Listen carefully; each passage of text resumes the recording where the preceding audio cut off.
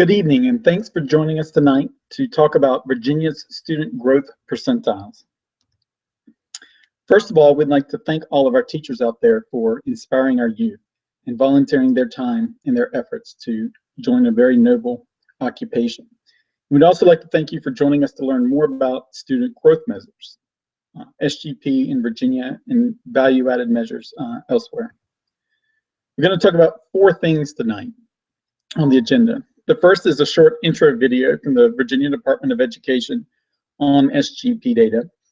They can present a better introduction than virtually anybody else, so I'm not going to waste anybody's time and let you just see the video. Some of you may have watched the trailer before, but we're going to run through that again.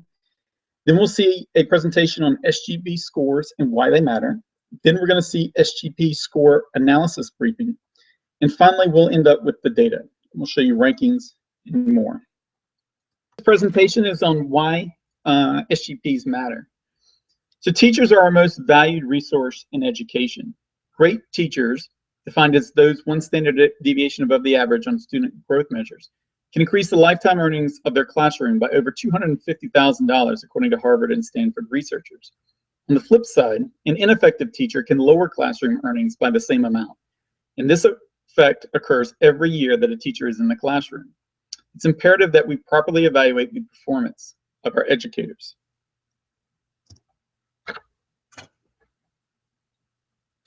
Everyone will acknowledge there are problems when we compare achievement scores of students with different backgrounds. SOL scores in and of themselves have weaknesses, and we can acknowledge that. Kids start with a different knowledge base. They come from different levels of income and poverty, and they have different levels of parental involvement. And quite simply, kids just learn at different rates. We don't want to compare teachers using overall SOL scores alone, since their students can have very different backgrounds.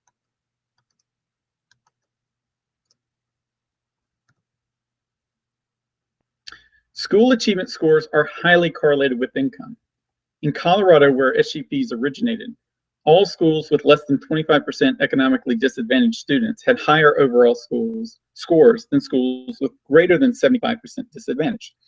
So if you look on the picture or on the slide, here on the bottom right are the districts that have poor families and communities.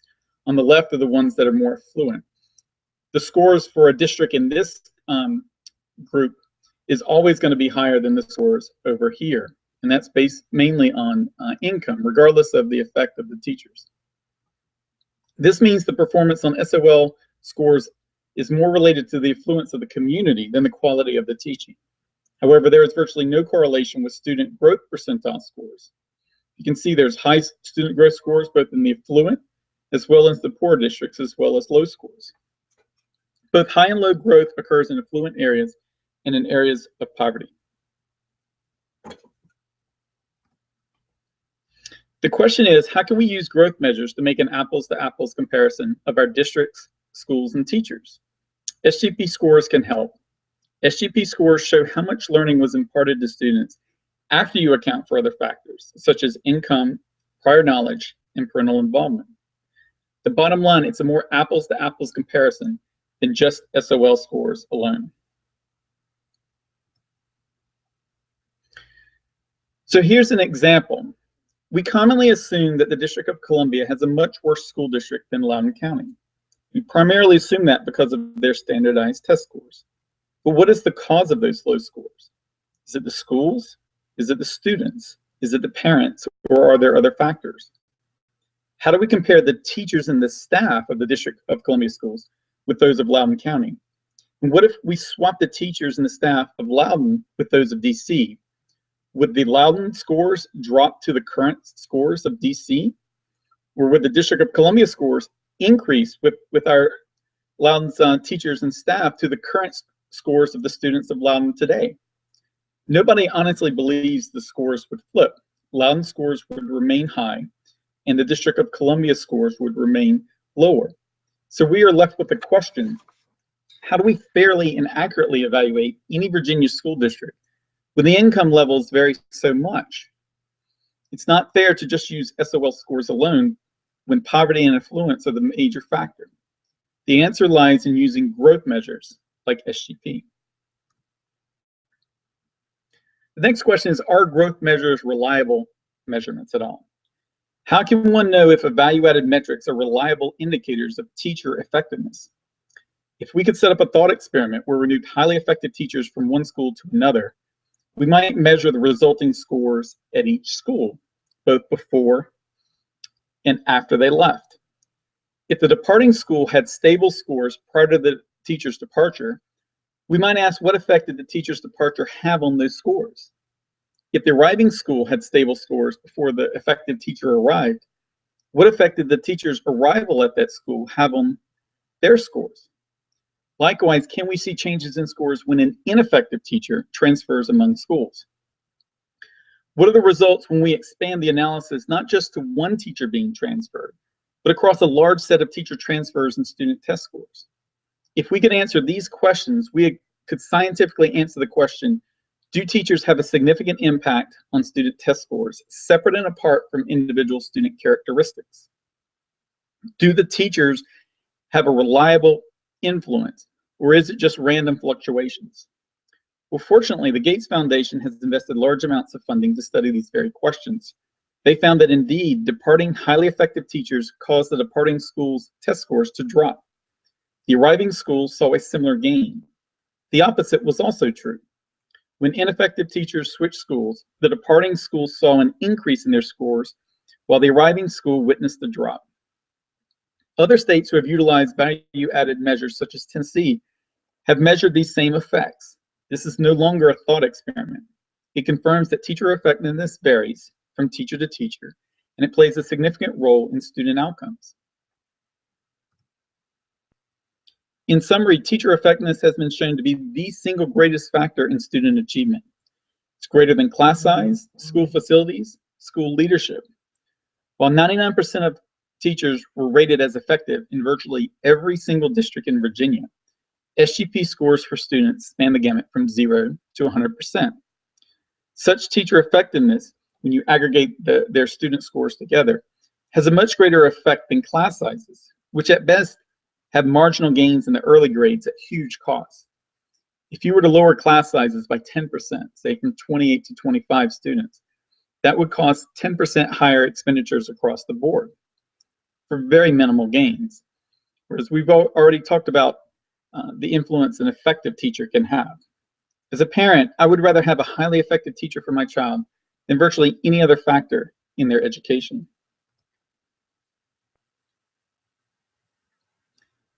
In summary, much more information, links, and research can be found at the Twitter handle at #FreeThatData.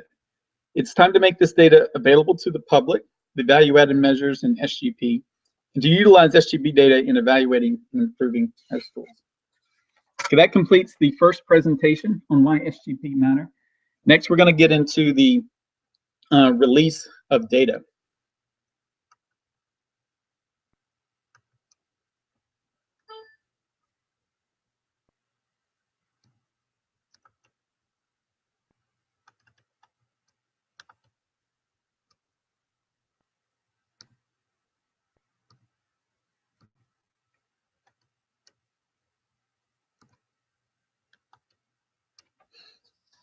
So like I said, the first presentation was SGP scores and why they matter. Next, we're going to go into an analysis briefing.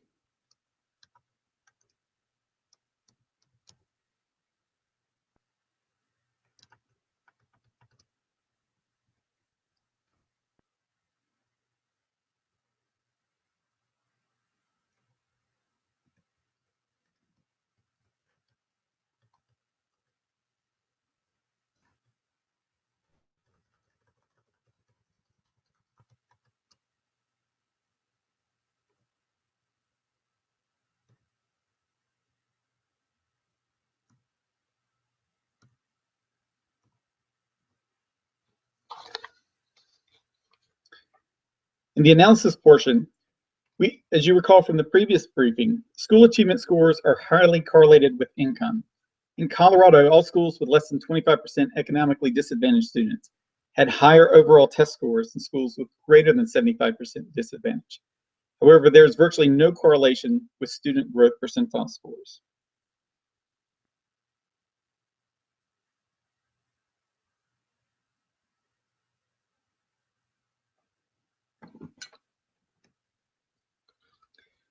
The following table shows various combinations of achievement and growth. Some of these actual Virginia districts have both high achievement and high growth. Districts A, B, C, and D all scored in the top 6 or 7 SGP rankings for both math and reading across Virginia. Some districts have rather low achievement but high growth. You can see districts E, F, and G are not getting the credit they so justly deserve.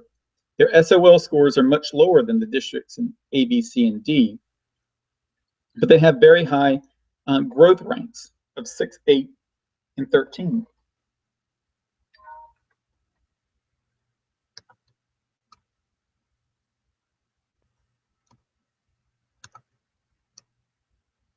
Sorry about that. I'm going to start over again. I apologize for all the technical difficulties, but the slides, I had a little trouble getting those to come through. So in the analysis briefing, we looked at this slide, which shows the correlation of income and school achievement scores and growth. As you recall, the achievement scores are not correlated to, the achievement scores are correlated to income, whereas the growth measures are not. Here is the slide that shows the district's achievement scores and their growth scores. Some of these are actual, all of these are actual Virginia districts, and some have both high achievement and high growth. You notice district A, B, C, and D all have very high SOL rankings, and they have very high SOL average scores. But they also have high SGP scores relative to the other districts. You can see the rankings range from 1 to 6. And in fact, all districts A, B, C, and D scored in the top 6 or 7 districts across the nation in the growth measures for both reading and for math.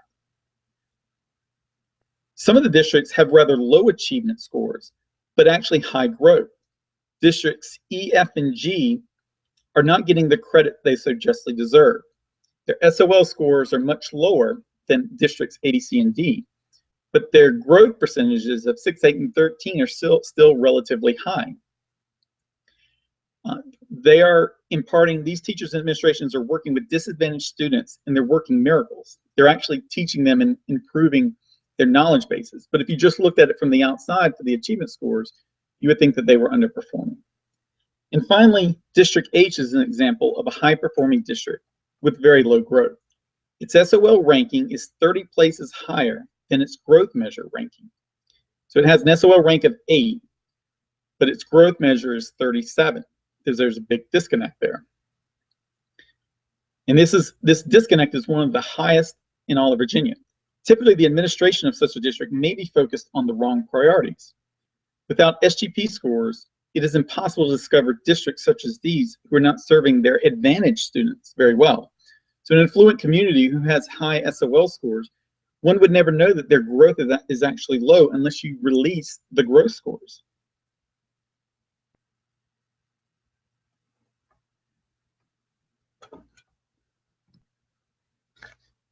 On this slide, you will see the names of the districts mentioned previously. Everyone is aware of the great schools in Fairfax, but folks might be surprised to learn that Prince William, whose pure pupil spending is among the lowest in Northern Virginia, has such high growth scores. And Roanoke is outstanding both in achievement and in growth.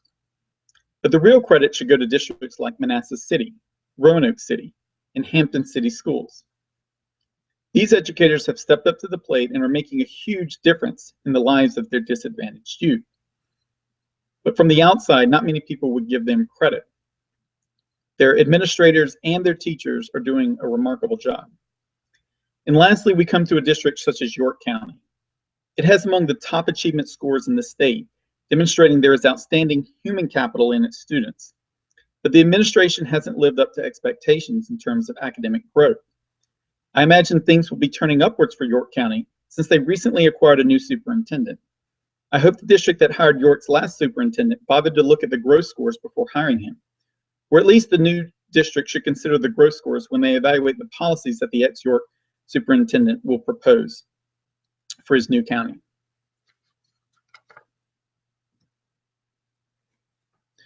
To better visualize the achievement versus growth spectrum, the same districts are mapped on a scatter plot comparing achievement and growth.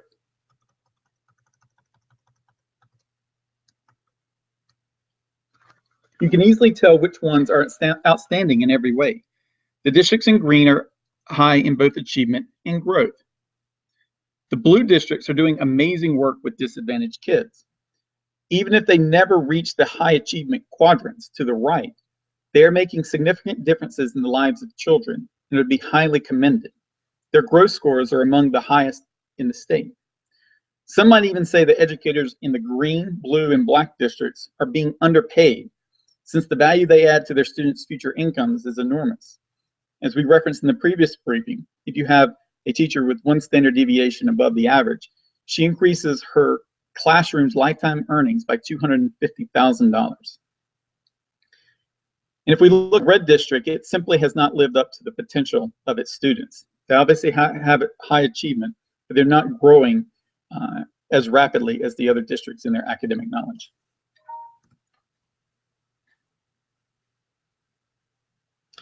To confirm a district's progress, we should look at their scores over time and not just one snapshot. Districts like Fairfax consistently perform well on both achievement and growth over time. You can see their rankings at the bottom. Both their SOL rankings and their SGP rankings have been high and remain so. Districts like Hampton City and Bedford County have made amazing gains. If you look at Hampton City, for example, its growth measure started out at 18 and it moved up to between 1 and 13. Its growth measure in reading started out at 30 and it's consistently moved up among the top 10. That's an amazing performance in just 3 years. Its achievement scores have moved up slightly, but they're still not among the highest. And that's an indication that they are simply working in poor neighborhoods. But they very well deserve the credit for doing a remarkable job in terms of student growth. The same thing for Bedford County. It started out with the 43rd growth score in the state, but it is which is toward the bottom of about 40 or 45 districts. It has since moved up to number 3 in math. And in reading, it has remained in the higher levels of the growth scores. But finally, York County's trend over time confirms that something was amiss in its policies. Both math and reading scores dropped over the last 3 years in terms of their growth ranking. If we look at York County's math, it started as at 11th and has since moved down to 20th. And in the reading, it started low in the 33 compared to about 40 to 45 districts and has moved down toward the absolute bottom. Parents and citizens need growth data so that they can understand when problems lie beneath the surface. But the real credit should go to districts like Manassas City, Roanoke City, Hampton City, and Bedford. These are the educators who have stepped up to the plate and are not getting the credit they so justly deserve. Since I am from Loudoun County, I wanted to take a second and use my county scores as an example. You'll see that Loudoun's achievement scores are high as seen by median math SOL scores. Loudoun is represented by the orange bar inside the blue bar, so it's among the second highest group of districts in its achievement scores. However, Loudoun is actually below average in student growth in mathematics. Its median SGP score is among the lower half of the districts in the state for math. We hope to see this growth move upwards in the years by implementing better policies and by hiring highly effective teachers.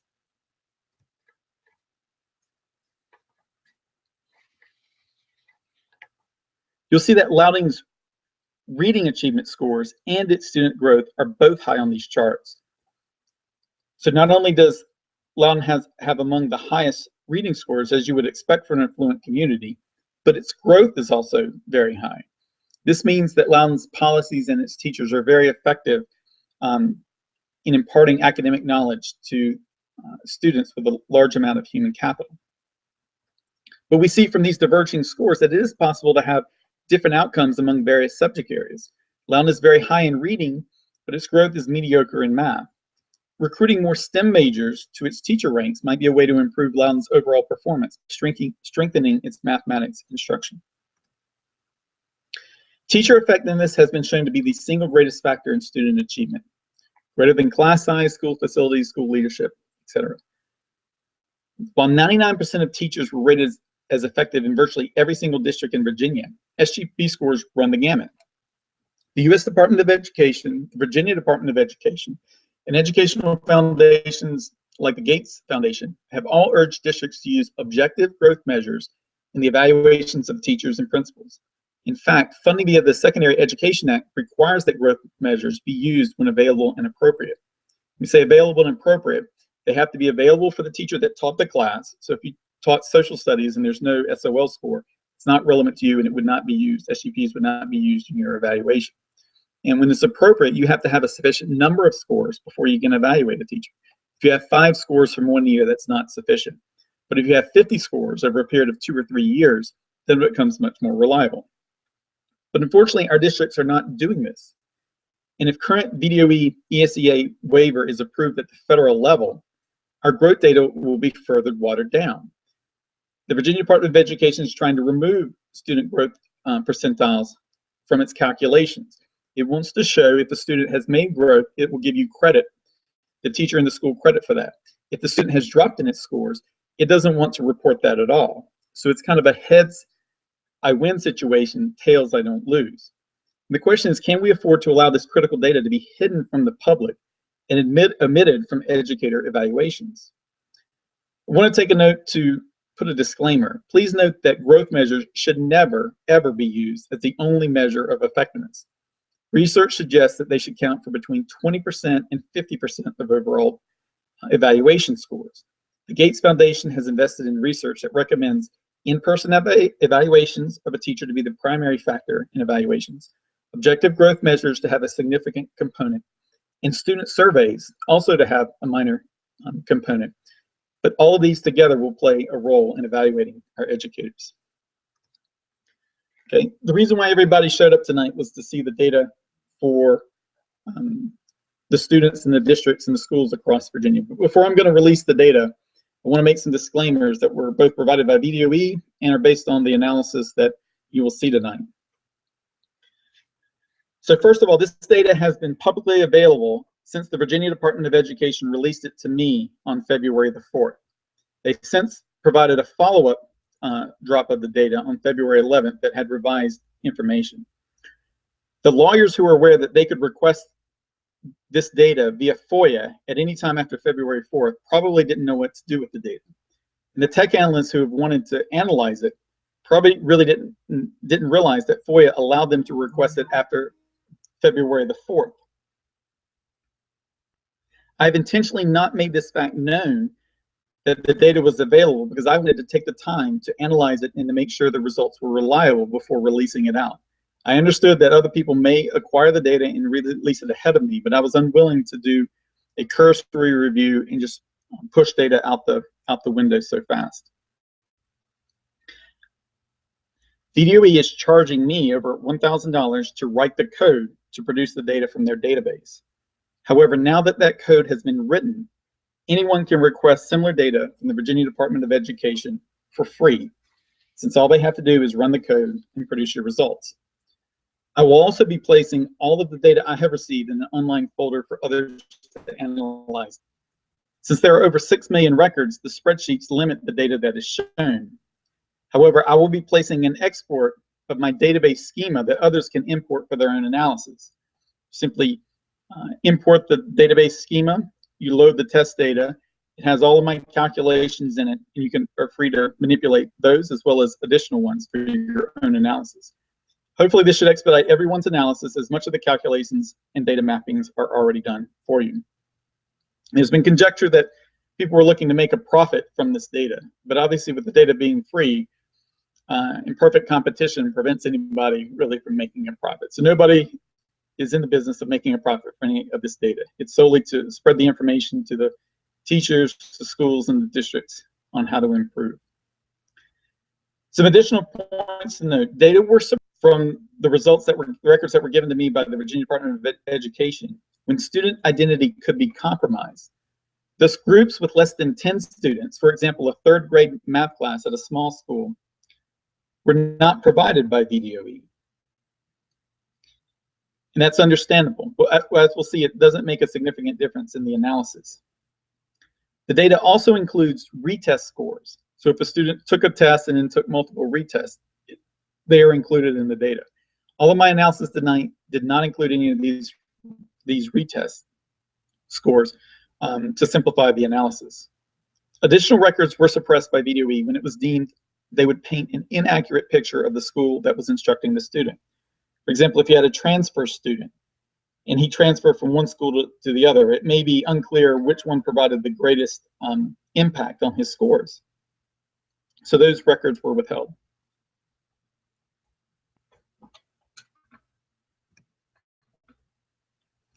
Another set of data disclaimers. We're going to get to the data in just a second, guys. The following points are related to the analysis that I am releasing tonight, not to the VDOE data, but the analysis tonight. Many will look solely at the overall rankings, but I encourage you to dig deeper into all of the various calculations. I don't plan to review them all here tonight, but you will find the different measures interesting. Please note that the SGP scores provided by VDOE do not have a median score of 50. The SGP calculation algorithm is open source, but I have not researched why the median is slightly off. One would imagine when you're doing percentiles that range from 1 to 99, the median should be 50, but they're less than 50. However, when you're comparing relative rankings among schools and districts, the actual median of individual student scores are not important. The relative performance is what is significant. And we'll go over all of this in terms of the data analysis in just a few minutes. Finally, there are additional detailed tabs of the spreadsheet. These have different ratios that you may want to see. If you are interested in how a particular district or school performed at various SOL performance levels, see the group files, which start with GRP underscore. For example, the group analysis can be used to investigate which districts did the best job at educating underperforming kids. For example, kids who achieve pass basic in the SOL category or pass proficient. So it breaks it down into those categories. And that can be obviously very useful in looking for example, for poverty, high poverty areas, which districts are doing the best at educating those kids. And hopefully the districts would share best practices among each other. Okay, this first slide that we're going to look at represents the data that was suppressed by VDOE. And it's obviously important because it tells us how much data we received and whether the results are going to be reliable. So on this slide, the blue stack bars represents the number of records that were provided. You notice on the end of the course, it had over 1.6 million. On the grade 3 through grade 8, it ranged from about 1 million down to 600,000. Obviously a very reliable data set. The red bars represent the number of records that were suppressed. So all of these are very low. And then finally, the yellow translucent bars represents the percent of the records that were suppressed. I never received any of these records. But if you'll notice, all of them are basically less than 6%, and they're typically about 3% of the records. So if you're analyzing 97% of the records, it's going to be highly reliable. Furthermore, the data that was suppressed are merely those who transferred between schools or missing some other factors. So it's not going to be skewed toward one end of the population or the other. So nothing in the data suppression should invalidate the analysis. The second slide shows the availability of the SGP scores. As you recall, not all students receive an SGP score. If the students don't have a sufficient score history, the SGP is not calculated for them. In the video they talked about, it looked at similar kids who had scored the same SOL score in the past. In grade 3, since that's your first SOL score, it's impossible to compare against previous scores because there are none. So there's no SGP scores calculated for anybody in the 3rd grade. In the same way, for the end of course classes, a lot of those courses have a different timing. They're not necessarily taken immediately after the 8th grade, or some may be taken at different periods. So there's very few SGP scores related to the end of course tests. Because of the distribution of the SGP scores, with most of the scores for the end of course not having an SGP calculation, I did not include those in any of my analysis. Neither did I include, obviously, grade 3. The end of course doesn't track well with the yearly student gains, and there's just simply too few scores relative to the test taken to make assessments from those scores. But for the remaining years in the test, about 80% of the records have an SGP score. I've heard some comments from different officials, particularly in Loudoun, saying that we're just simply missing too much data to make an analysis. If you have 80% of the records, you can clearly make some reliable analysis. In addition, most of the scores that we're missing are caused by multiple years of advanced proficient scores. I also, since I had individual student records, I also conducted some analysis on the advanced proficient scores and attempted to look at what's called like the flow of students coming and going to the advanced proficient status. How many students moved up into advanced proficient status from lower levels of achievement? And how many moved down from advanced proficient status in 1 year to a lower level of performance in the following year? You'll find this in the spreadsheets under the advanced proficiency tabs of the group files. It's spelled out ADV space PROF in those calculations. Lastly, I wanted to discuss the median SGP scores in the data. As you recall, that we discussed that the median is not 50 in the overall scores. So here's a histogram of all the SGP scores of the individual students. And you'll notice that the map is pretty straight across, which is something that we would expect. There's obviously these tails on the end, but it doesn't spike up too high. In other words, it's less than double the percentile of any other one. So even if you have 30,000 1% in the reading, there's 20,000 at the SGP percentile 2, and it's not going to skew the results. The median SGP of all the math scores is 48. The median SGP for reading is 44. One would expect both of those to be 50. I spoke to the Virginia Department of Education for 45 minutes to determine why the data was distributed like it was in the above chart. They offered a couple of explanations about multiple years of score history and how they may not track all the students. It's still unclear to me exactly why the distribution is what it is. The SGP calculation software is open source, and I and others plan to inspect it in more detail to figure out why. I have a feeling that some floor function, in other words, if you have a range of say like 45 to 50 that you could put your value in, it always set it to 45, may have been used on some percentiles, thus skewing the data, but this is purely conjecture. Overall, the relative rankings won't be affected. So if a district, for example, if one district has a 44 median SGP, then it's about average. If another district has a 47, it will clearly be higher than the district who had the median of 44. The critical factor here is you can't look at the median SGP of a district and assume it's underperforming simply because it's below 50. You need to look at its relative ranking when the scores are aggregated up by school or by district compared to the other districts. And that's the best way to analyze the data. So this is one of the most important charts in the briefing. You'll also notice that there's a jagged nature of the curve. If you had evenly distribution of percentiles, you would expect that overall it to be flatter. Some of the data that was suppressed is obviously going to be taken from certain percentiles and not from others, and it would cause slight deviations. But overall, it's a very stable and flat line, even if there's a little slope to the reading line, which can be accounted for if you take relative medians. In summary, much more information, links, and research can be found at the Twitter handle @FreeThatData. This has all the reference documents I talked about, including the RAND Corporation study, which is one of the best sites. There's a link on the left of the Twitter handle there that you can go to. There's also links to the GATE studies, as well as a lot of other organizations that put out great articles, such as Teach Plus, Students First, Data Quality Campaign. I encourage you to look at the followers of this Twitter handle. It's interesting that some of our administrators are very active on Twitter, but can't seem to follow some of these organizations that use data in education to make analysis. You have 1,500, if you're following 1,500 different organizations, but can't follow the Data Quality Campaign, I guess it raises the question is, do you plan to use data in any of your educational analysis?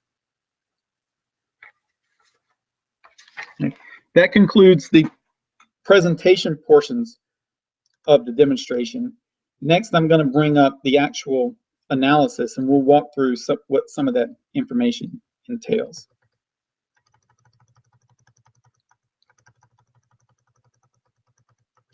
Just one second.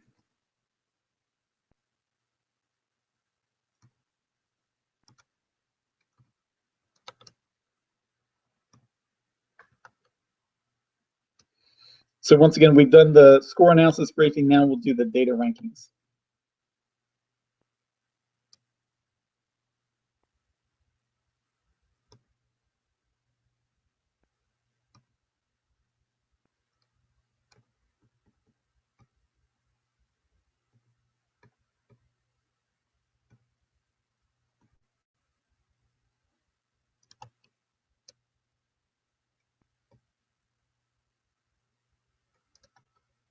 I'm going to take a second, given our previous difficulties, just to make sure the information is being projected. You can give me just 1 second.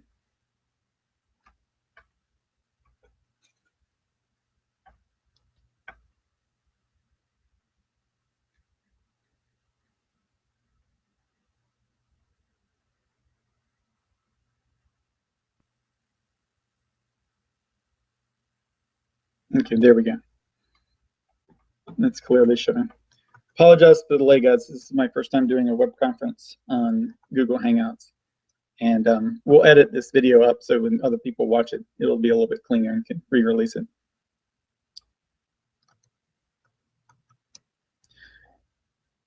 Okay, here are the counts that we showed. It's got the SGP, SOL counts. One other caveat is there were 2 sets of data released. There was one on February the 4th and another on February 11th. February 11th had additional records. However, in both sets of data, there were duplicate records. In other words, there would be a record that had the exact same information for the anonymous student ID, the school, the SGP score, the SOL score, everything. Sometimes there was 1 record like that. Sometimes there were 2. Sometimes there were 4. Sometimes there was 10.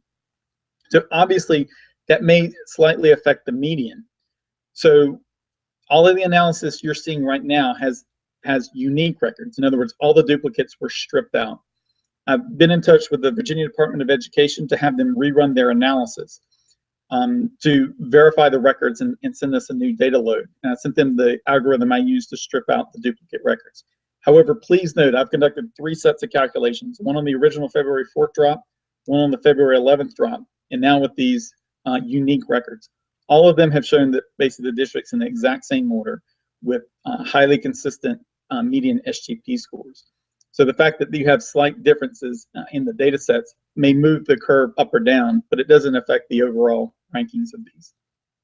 In the spreadsheet, you'll be able to see very detailed analysis of how many records counts there were for each. These are the records that were provided. These are the records that are suppressed. Overall, here are the subtotals, and as you can see, the percent suppressed across all the tests are pretty low.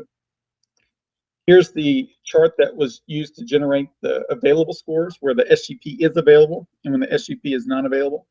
All of the SGP of the growth analysis was calculated only on the records for which SGP scores were available. So for example, if you're looking at an average SOL score and an average or a median SGP score, the SOL score wasn't calculated from all of the records. It was only calculated from the 80% of the records that had SGP scores, for example.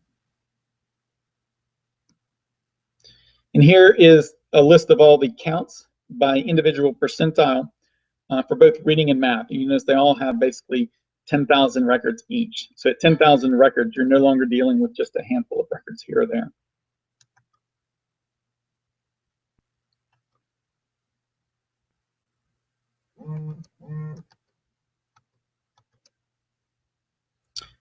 Okay, next, I'm going to show a different chart. This is going to be the main data chart that everybody will be interested in.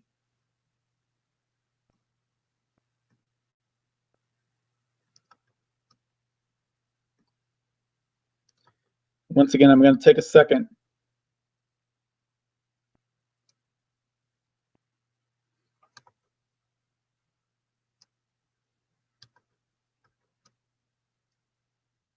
to allow it to come up.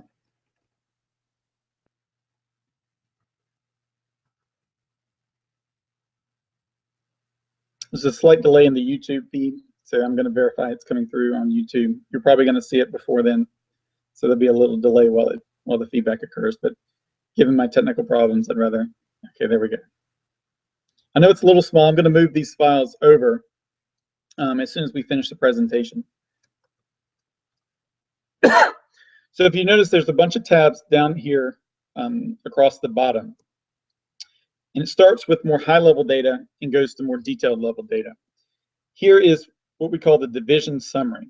And so it provides a relative ranking based on the median SGP score of that district. And it goes from 1, for math, it goes from 1 all the way down to 41 districts. And for reading, there are 43 districts.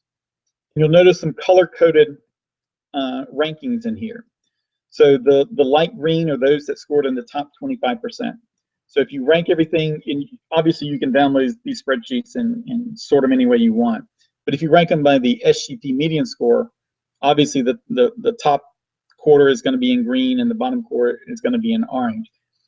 However, you'll notice that the SOL rankings are not the same. You have some high-performing districts that actually had lower growth and some low achievement districts. Like, for example, Hampton City had a 33 on its achievement, but it scored number 7 in its ranking. Those are the star performers that we want to highlight. Over here is a calculation that is called the SOL rank minus the SGP rank. And independent of income, generally if you have higher growth, you will tend to move up the achievement ladder slightly. But what this really highlights is, do you have poor and disadvantaged communities who are showing remarkable growth and should be given credit for having their teachers and administrators going down and performing miracles? Those are the ones in green. The ones in dark red are the ones who are very affluent and have high achievement, but are not seeing the kind of results that either the poor communities have, or frankly, some of the top achievers, such as Fairfax or Roanoke, are achieving, who have both high achievement and high growth. And you'll see a couple of counties down here. The bottom 2 and the top 2 are highlighted. The reading and the math scores are separated differently. Also, you'll notice that, and there's a legend to the bottom that shows what the color codings and the rankings are. The ones that are in bold are in the top 7 or 8 of the rankings in both reading and math. So just to give a shout out to Fairfax County, Arlington County, Stafford, Prince William, Roanoke, Manassas City, and Wise County. All of them were in the top 7 or 8 in both groups. I've also taken some, it's a little bit older data in FY12, but showing you the per pupil spending. And so you notice there's a big difference. Arlington County, high cost of living, but they spend almost $19,000 per pupil. Prince William is getting nearly similar results with $10,380. They spend among the least of all the districts in Northern Virginia. Stafford County also spent $9,700 in 2012. So again, this is the rankings. Let me go through just quickly what the columns are. The median SOL score, this means of all your students who had a valid SGP score, remember that's about 80% of the scores, what was the median in your district? Not the average, but the median. And then we rank that median compared to all the other districts. These districts obviously are not all the ones in Virginia. But the idea was, hey, let's take a minimum number of scores from say 8,000 or 5,000 individual scores before we'll rank them. And these were across multiple years. Obviously, if you have smaller districts, they can have outliers. They can have very high SGP scores or very low, and they're going to skew the data. You're welcome, obviously, for the folks who have the database, to include all the different districts. But I chose to say, hey, let's kind of take the similar districts against each other and have kind of an apples to apples comparison. Here's the median SGP score. Again, of all the 80% of scores in that district who had an SGP calculated, what was the median? And then we simply rank that median against each other. Here's the difference in rank. The SGP ratio is another calculation that I created.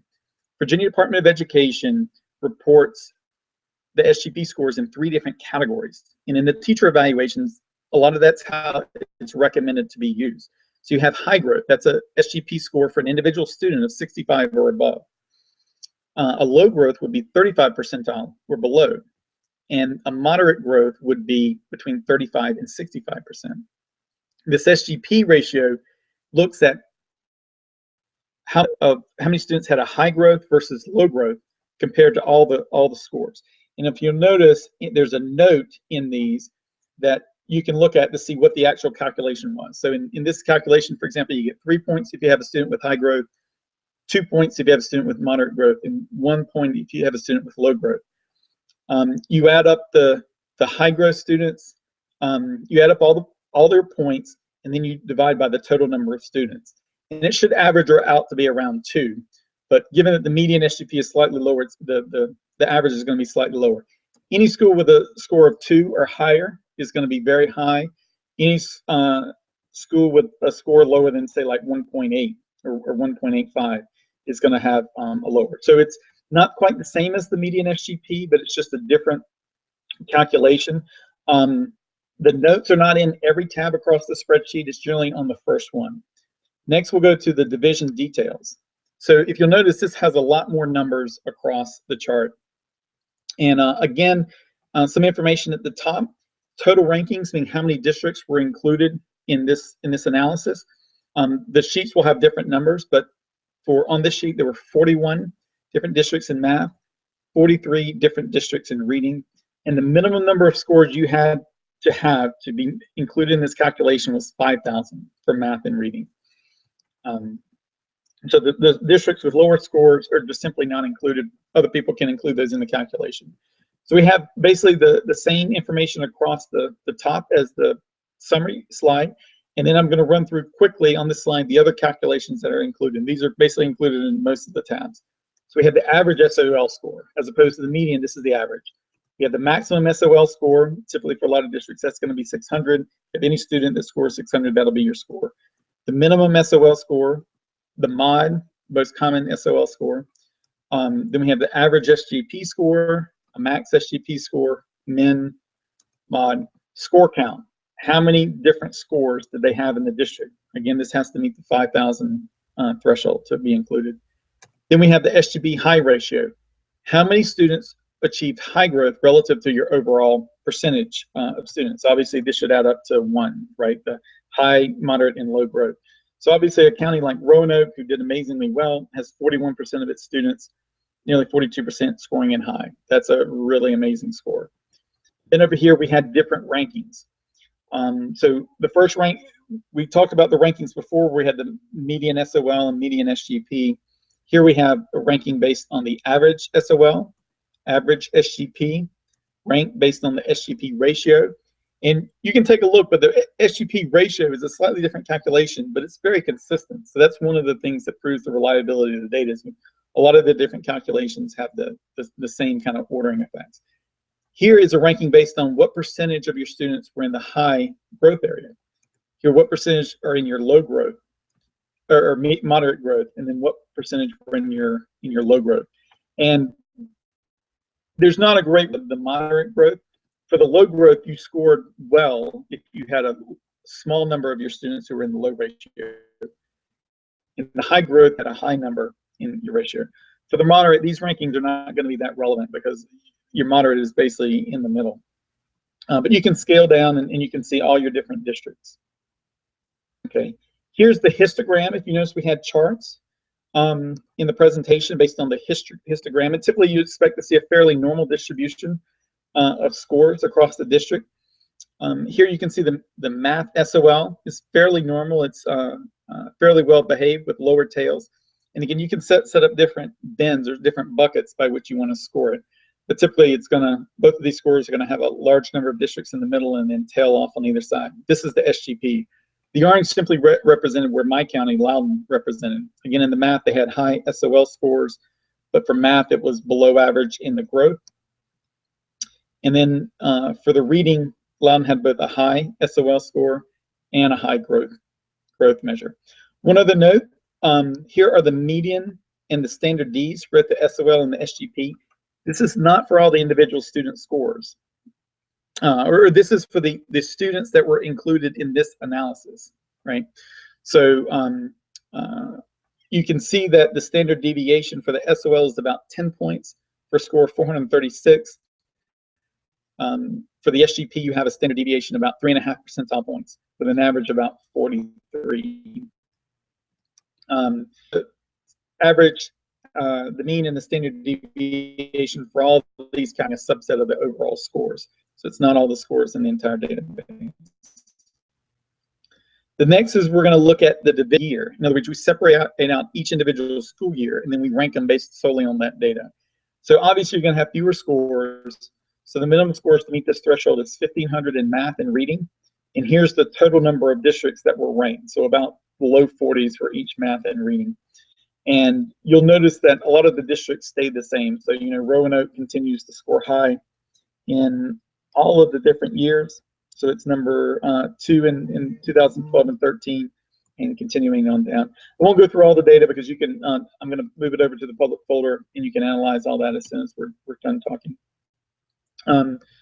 Finally, the schools. Not only did the districts, we did the schools. So here are the rankings of the different schools. So one of the amazing things we found out is that some of these schools that did really well are obviously known. So Fairfax County has a whole bunch of schools in the very top ranked schools. But some of the smaller districts, or the districts that didn't, whose achievement scores weren't that great, Manassas Park City, Manassas in general did amazingly well, even though their achievement scores weren't that high.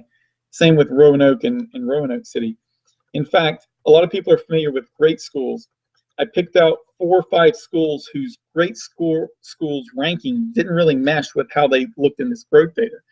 So for example, Manassas Park in Manassas had a great schools ranking of 5, but it was near the top of our schools in terms of growth. So in terms of the quality of teaching and what those administrators and teachers are doing, it's truly amazing. I think Grace E. Metz Middle School in Manassas had a great schools ranking of 4. Again, they were near the top of our rankings.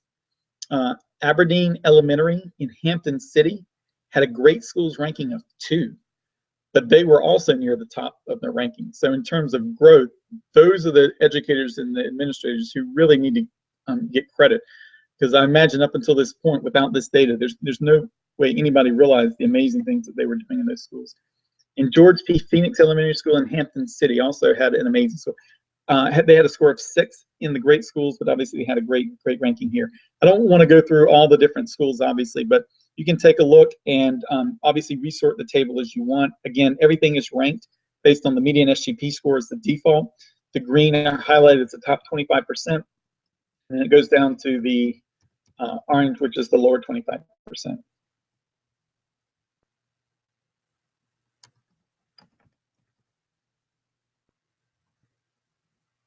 Here are the details of the different schools. Again, it has the same calculations as above.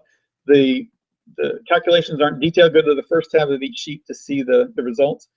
For the schools, they had to have a minimum 300 scores in math and reading.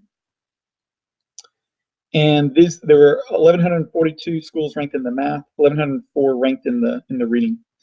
Here's a histogram of those schools. So basically we took their median SOL score and their median SGP score, set up buckets, and this helps to evaluate the reliability of the data.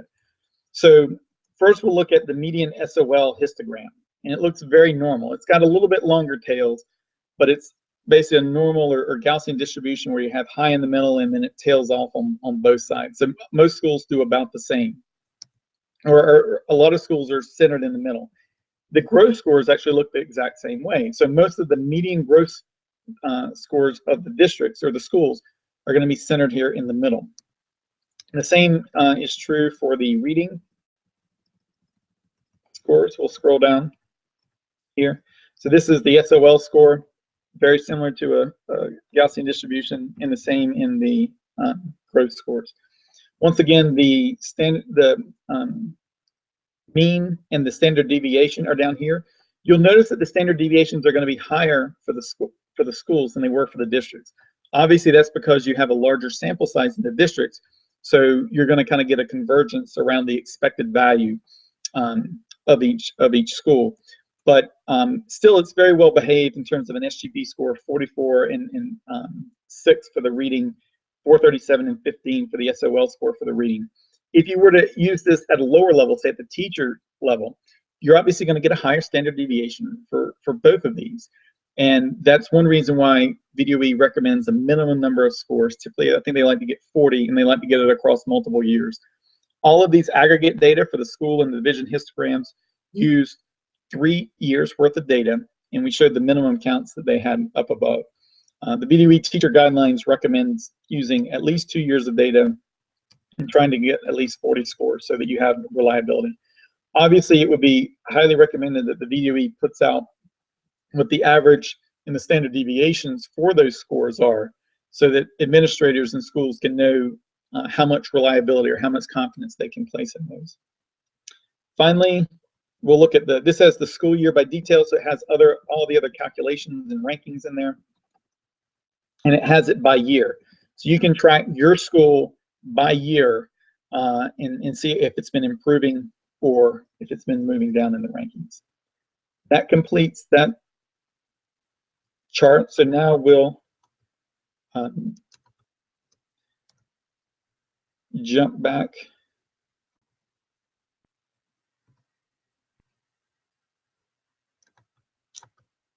to the main slide, and I'm going to share the group rankings. I'm going to take just a second to make sure that gets shown.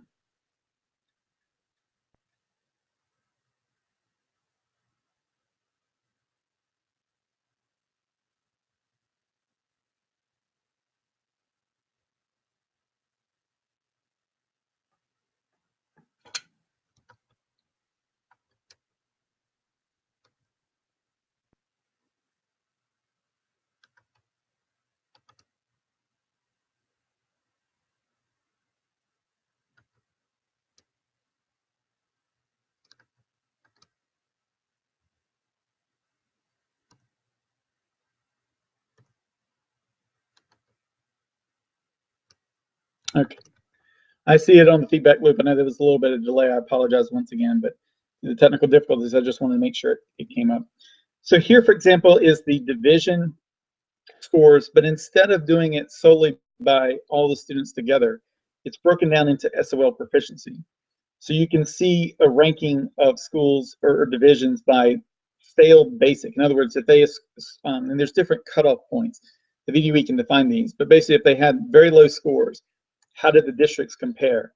Once again, you'll see districts that you don't necessarily commonly associate with being great school districts having very high growth measures. Hampton City is one of the ones that we singled out before. So among the students who did very low achievement, Hampton City achieved remarkable growth and were the #1 ranked school, or #1 ranked district among those kids. Also have failed below basic. Fairfax County was the highest in terms of growth among those districts. So once again, Fairfax County is a stellar performer, both at the high level and the lower levels. And then the pass proficient is probably where the most of the students are. So Manassas City was one of the ones that we highlighted again. Manassas City, I don't even want to pronounce this one so I don't mess it up. And then Hampton City again, even among the pass proficient, they did a good job across. So I'm not sure who's running Hampton City or where their teachers are, but they have obviously an amazing district down there. But once again, I'm just showing you the data. All of the calculations are again defined up here at the top. Just move your bar across it. You can find out what that means. And these are just my calculations, the way I chose to analyze the data. All the data in the databases will be out there for the public to see after tonight. Here we have the division by year. You'll notice there's a smaller count, a minimum score of 1,000 in each of these subgroups to be included. So you're going to have a smaller number of districts. There's not a number of districts that are ranked up here because it would differ depending on what your SOL proficiency are. Here are the schools. You'll notice that we're getting down to smaller sample counts here, 200 for the schools across for a given SOL proficiency and a subject. And then we have all of them ranked here. Fairfax County, again, is a stellar performer, even among their disadvantaged students. School by year. This has the same calculation as the districts, where it shows you groups it by the SOL proficiency and by the year, so you can tell if your district is moving up or down.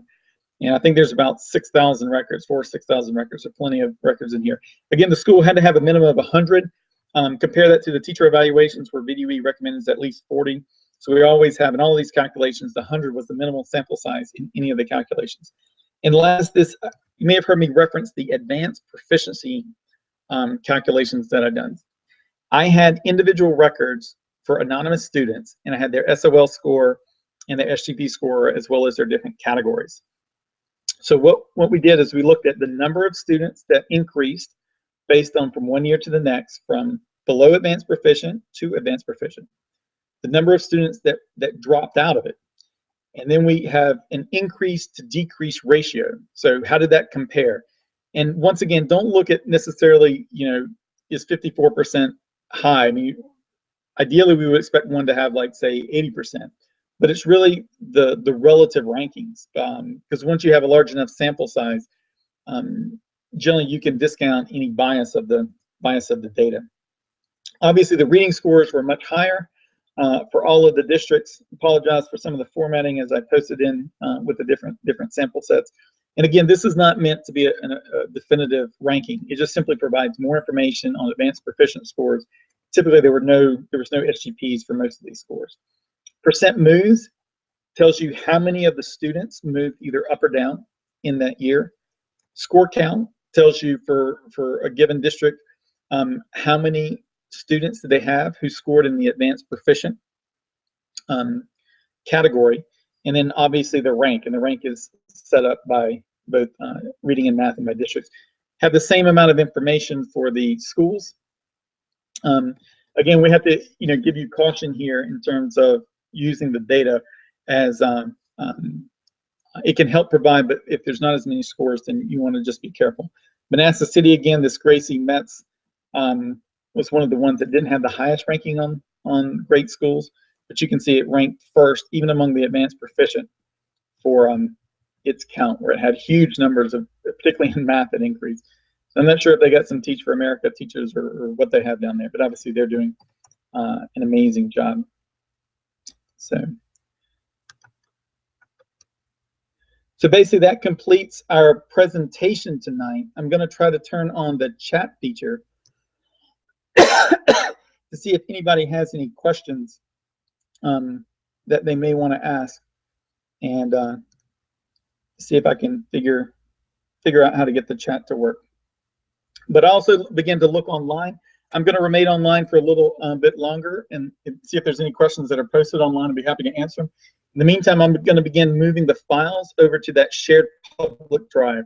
I'm going to move the briefings over first, then I'll move the Excel files, and then I'm going to move the folder that contains the database. It's just a shell of a database. Basically, you'll have all the tables, and it's basically created into a fact table with various dimensions. You have a loader table where the data was loaded into it. I had to archive off a couple of sets of data based on multiple revisions of drops. And then just to give those who want to analyze the data, the SGP scores table is the one that had the latest set of records from VDOE, the February 11th drop. I then ran a procedure. You'll see there's one procedure in there, and you can see how I limited or eliminated the duplicates. Eliminated the duplicates and put the unique records in the table SGP underscore unique, UNIQ underscore scores. So I have materialized views and views that look at both of those fact tables. And the data that you saw here tonight was based on the unique scores, but you can use either set. There's also all of the original data that VDOE provided to me, so you can reload any data set that you want. In fact, the database shell doesn't have all the data in it, or else it would be much larger. I simply created like one record. All of the dimensions are populated, so you don't have to repopulate the dimensions. But the fact tables, where the millions of records, are not included in there. So you should be able to quickly import that database schema and then reload the data files. I also included a control file and a par file for those that are familiar with loading databases, just to speed it along. Obviously, you can do that easily by yourself, but I tried to put as much information out there so we could get as many people looking at it and to share the data. I want to say thanks again to Loudoun County Administration, the school board, and the various PTAs and homeowners associations. I tried to get tried to ask them to host the meeting in one of their facilities, but they constantly rejected our requests, and I think that actually improved things, because we've been able to do this online and share it with more people as it's recorded. But it's pretty clear who wants the data to be shared and who does not want the data to be shared. So I'm going to commence moving the data right now.